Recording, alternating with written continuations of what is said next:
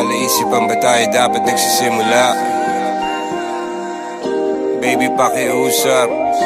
Kung magpapakilala sana,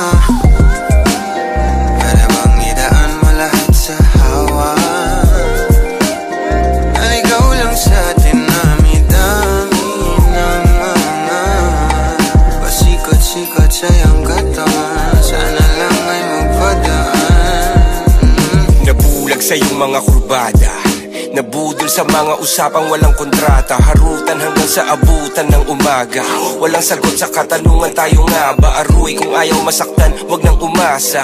Nagbabaka sakali na lang na tsumamba. Mga dasal sa may kapal, sana gumana. Kaso madalas tigla ni Satanas sa magkakudyaba. Matagal ko na itong pinapanalangin na ika'y tuluyang mapaibig sa'kin. Ngunit ako'y parang dagan, di na kitang nanlawin. Pinaglaruan tapos pinakawalan rin.